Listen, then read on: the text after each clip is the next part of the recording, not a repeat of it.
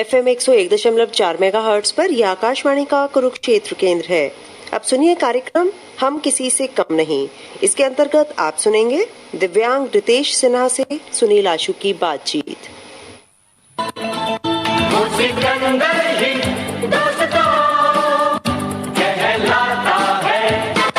हम किसी से कम नहीं कार्यक्रम सुनने वाले सभी दोस्तों को सुनील आशु का नमस्कार।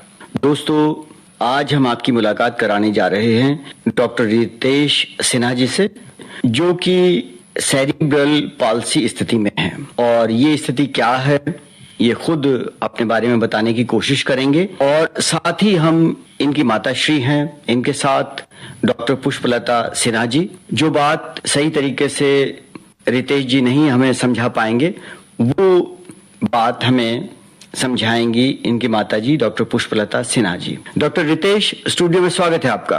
धन्यवाद धन्यवाद। कैसे हैं आप? मैं अच्छा हूँ। अच्छा, आपकी पैदाइश कहाँ हुई? मेरी पैदाइश बड़ौदा गुजरात में हुई थी। गुजरात में। अच्छा, क्या कह रहे हैं माताजी? ये इनका जन्म बड़ौदा में हुआ था, जो गुजरात में है। अच्छा, कहाँ तक शिक्षा ली है रितेश जी आपने? मैंने BSc PGDCS CIC MIT और ND किया हुआ है। अच्छा, तो शिक्षा तो आपने काफी ग्रहण की है। Thank you. इस समय क्या कर रहे हैं आप? मैं इसमें कोर्ट में जॉब करता हूँ। कोर्ट में जॉब करते हैं, क्या पद है आपका? Computer operator. कंप्यूटर ऑपरेटर हैं आप? अच्छा, तो हम रितेश जी आपकी माताजी से आपके बारे में विस्तार से जानने की कोशिश करते हैं। ठीक है? ठीक। हाँ, डॉक्टर पुष्पलता सिन्हा जी, आप हमें बताएं ये जो रितेश जी की स्थिति इस समय है वो कब से है?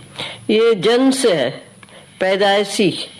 ये जब हुआ था तो ये तुरंत रोया नहीं था, ब्लू बेबी था। अच्छा। जिसको तुरंत ऑक्सीजन नहीं मिला जब पैदा हुआ।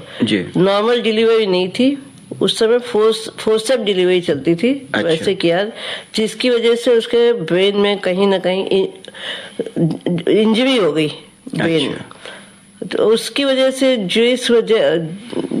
जो ब्रेन का जो पार्ट शरीर को चलाना करना कोऑर्डिनेशन करता है वो उसको नुकसान हुआ, जिसकी वजह से इस समय ये स्थिति बचपन से है? ये बचपन से। अच्छा, इनको अपने दिनचर्या में किस किस तरह की दिक्कत पेश आती है?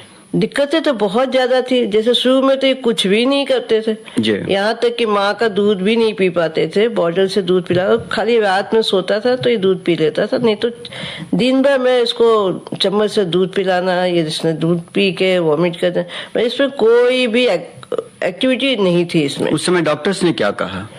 उस समय तो अनफॉर्चुनेटली ये पता ही नहीं था कि ऐसी कोई बीमारी, ये कंडीशन होती है। तो कहते थे कि कुछ मेंटल रिटार्डेशन होगा। ये नहीं पता था कि उनको क्या होगा। जब ये 11 महीने का हुआ तो हमने बहुत जगह लेके गए इसको, बड़ौदा लेके गए, ऑल इंडिया, दिल्ली में सफदरजंग में दिखाया, पटना लेके गए। तो उस समय तो उनको कुछ पता नहीं लगता था। वो कभी तो मेजर टेप से वो सर को नाप लेते थे खड़ा करके या कुछ दे। फिर उनको पता लगा, कहते हैं 11 महीने का, तो कहते हैं इसको सेरिब्रल पॉल्सी है। जी जी जी। ये बात जानने के बाद कि जो रितेश हैं सेरिब्रल पॉल्सी की स्थिति में हैं, तो फिर आपने सोचा होगा कि ये कैसे आगे बढ़ेंगे, कैसे इनकी परवरिश आप करें या कैसे इनकी पढ़ाई लिखाई हो, उसके बारे में। तो आपको याद है रितेश जी, आप पहली बार जब स्कूल गए?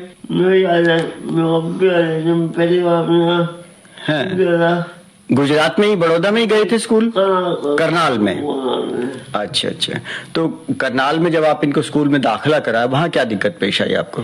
इनके साथ तो दिक्कतें रही हैं। पहले तो पालने पोसने में काफी दिक्कतें रही। डॉक्टर के पास जाते थे जो छोटा था, तो डॉक्टर कहते थे आप इसको बिठाते नहीं, बैठता नहीं था, तो आप बैठाते नहीं, इनको कोने में बैठाइए, तकिया दीजिए। उनका ठीक है भाई, ऐसा भी कुछ होता है। बहुत फिजियोथेरेपी, मतलब जो वर्जिश वगैरह कराते हैं, फिजियोथेरेपी कराते हैं, वो भी कराया उसको। स्कूलिंग कैसे हुई? फिर स्कूल 4 साल 5 साल का हुआ तो अभी हो गए पढ़ाई करानी। तो जहाँ भी स्कूल में जाते कोई तैयार नहीं होता था स्कूल में एडमिशन देने के लिए। कोई न कोई बहाना होता था कि गिर जाएगा, बच्चे तंग करेंगे। तो एक स्कूल तैयार हुआ, उसमें उनकी कंडीशन थी कि उसकी छोटी बहन को भी एडमिशन दिलाना होगा। उन्होंने कहा चलो ठीक है। फिर दोनों का वहाँ पे एडमिशन करवाया। जैसे पढ़ाई एक बच्चे करते हैं, तो आप इनको किस तरह से पढ़ाती थी? स्कूल में कोई दिक्कत पेश आई होगी इनको?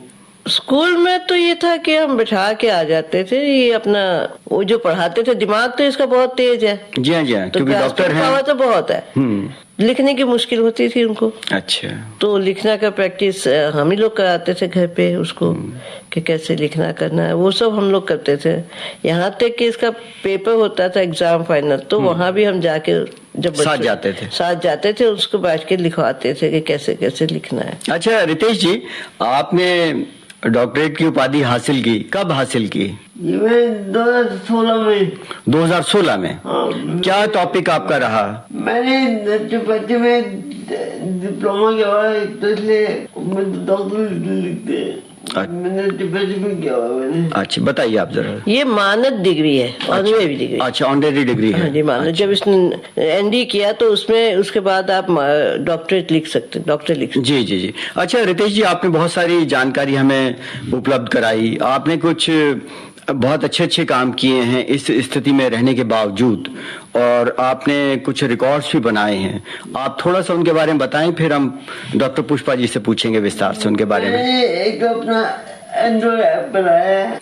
इन्होंने क्या सोचा, मैं शरीर नहीं काम, हाथ पैर नहीं कर, शरीर तो चलता है, हाथ पैर सही तरीके से नहीं चल रहे हैं। तो क्या हुआ, मेरा दिमाग तो बहुत तेज है। क्या बात। और मुझे उसको सबसे अच्छा हुआ कंप्यूटर मिल गया। कंप्यूटर मिला तो उसको लगा कि ये तो मेरा सबसे बड़ा अच्छा सहायक है, मैं जो चाहूँ कर सकता हूँ, मुझे किसी की जरूरत नहीं है जी। तो उसके बाद इन्होंने किताब लिखी है, कविताएं लिखी है, और बहुत सारे इसके मैगजीन्स वगैरह में इसके आर्टिकल्स छपे हैं, रिसर्च पेपर भी छापा है, वो इन्होंने पब्लिश किया हुआ है। तो अपने काम में ही मस्त रहते हैं, उनको कुछ न कुछ वो करते रहते हैं। उनको ये नहीं लगता कि हाँ भी मैं नहीं इधर नहीं जा पाया तो क्या हुआ।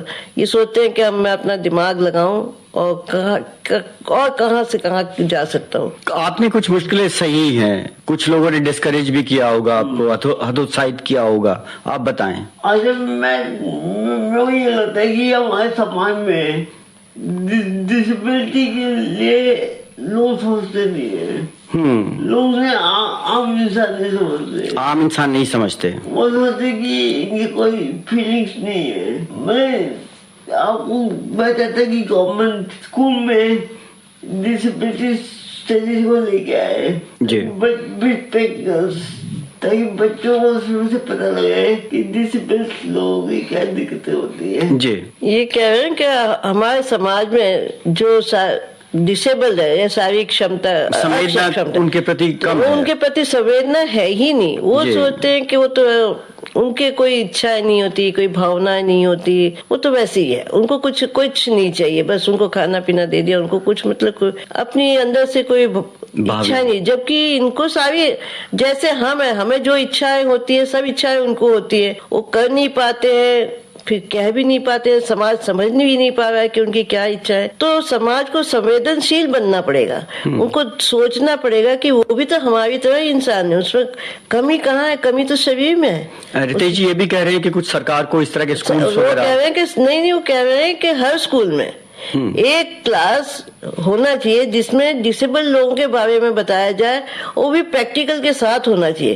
ताकि आम आदमी को, आम बच्चों को बचपन से लगे नहीं कि ये कुछ अलग है, ये उनके साथ बिल्कुल घुल मिल जाए। और जब एक समाज बनेगा तो डिसेबल दूसरे लोगों का अलग अलग नहीं होगा, सब समाज बनेगा एक ही तरह का होगा। इस सेरिब्रल पॉल्सी की स्थिति में हैं और बहुत सारे लोग हैं जो आपसे भी बहुत बदतर स्थिति में हैं। इन तमाम तरह के लोगों के लिए आप कोई संदेश कुछ कहना चाहेंगे? मैं ये चाहता कि संदेश ये कि जिन लोगों की बातों को सुनना बंद कर दो, बस अपनी इच्छा को कभी दो अपनी जी।